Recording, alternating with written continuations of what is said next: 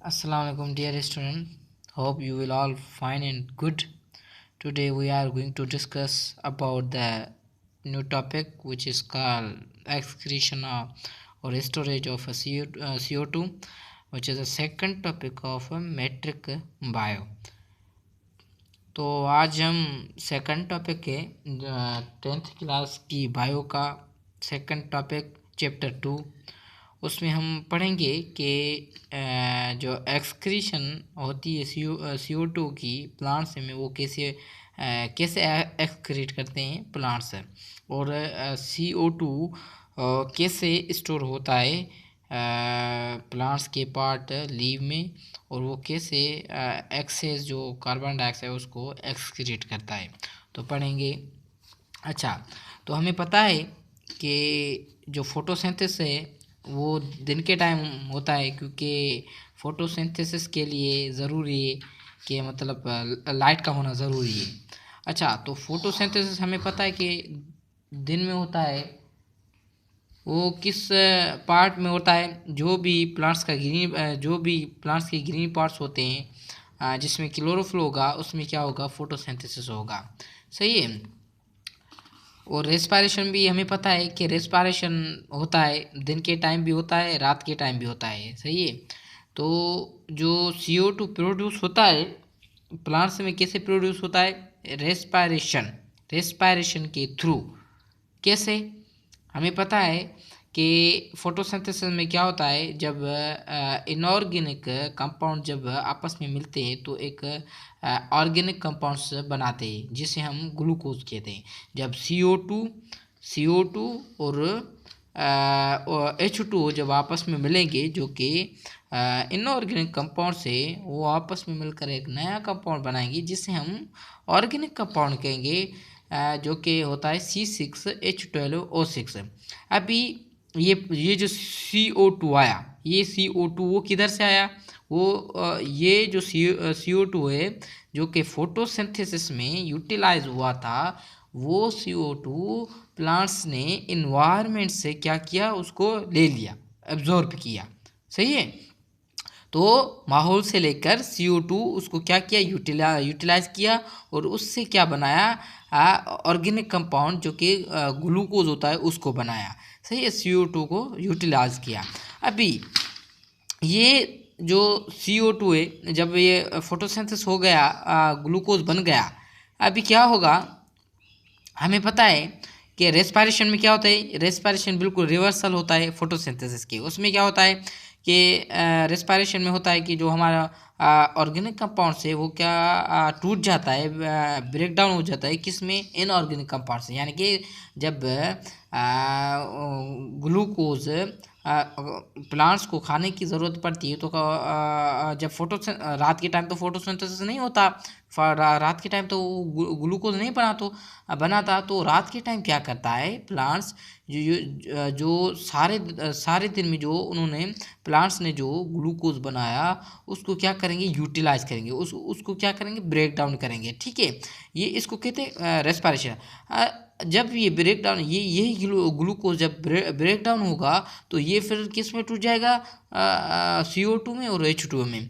जो CO2 क्या होगा? वो रिलीज होगा माहौल में, और H2 वो प्लांट्स में रह गया। सही है। तो तब भी हम कहते हैं कि दिन के टाइम क्या करते हैं प्लांट्स? ऑक्सीजन रिलीज करते हैं और रात के टाइम ऑक्सीजन लेते हैं, क्योंकि रात के टाइम फोटोसिंथेसिस नहीं होता। रात के टाइम फोटोसिंथेसिस और नहीं होता तो उनका खाना नहीं बनता तो उनको खाने की ज़रूरत पड़ती है। तो ऑक्सीजन की मौजूद में क्या होता है? ब्रेक डाउन होता है ग्लूकोज का, जिसमें से प्रोडक्ट हमें मिलती है CO2 और H2। तो CO2 को वो प्लांट्स क्या करते हैं? रिलीज कर देते हैं इन्वायरमेंट में। तो इधर लिखा है कि the CO2 produce in respiration utilised photosynthesis. जो CO2 प्रोड्यूस हुआ किसके दौरान? रेस्पिरेशन के दौरान। सही है। जब प्रोडक्ट ब्रेक डाउन हुई, मतलब ग्लूकोज जो बना था फोटोसिंथेसिस के ज़रिए वो ब्रेक डाउन हुआ, तो उसमें से क्या? CO2 बना और H2O बना। तो CO2 वो जो CO2 है जो कि रेस्पायरेशन के थ्रू हमें मिला, वो फिर क्या हुआ, फोटोसिंथेसिस में क्या हुआ, यूटिलाइज हुआ। सही है। तो when rate of photosynthesis will be higher, the respiration of the plants gas extra CO2 from air and release extra O2 in through stomata। अच्छा, तो इसमें बता रहा है कि जब फोटोसिंथेसिस का जो रेट है, मतलब photosynthesis as compare to respiration बहुत हो रहा है, अगर फोटोसिंथेसिस बहुत हो रहा है तो मतलब उसका मतलब क्या है कि जो ग्लूकोज है वो क्या, ग्लूकोज है वो क्या बहुत बन रहा है, मतलब CO2 जो कंजप्शन है CO2 की वो बढ़ रही है। तो क्या करते हैं प्लांट्स, क्या करते हैं, वो जो CO2 है वो एक्स्ट्रा CO2 ले लेते हैं, किससे, एयर से। सही है। और क्या करते हैं, ऑक्सीजन मतलब जितनी अमाउंट में वो CO2 ऑब्जर्व करेंगे उतनी अमाउंट में वो O2 माहौल में क्या कर देंगे, रिलीज कर देंगे। किसके थ्रू, वो स्टोमेटा के थ्रू। किसके थ्रू, ये सोराख होते हैं।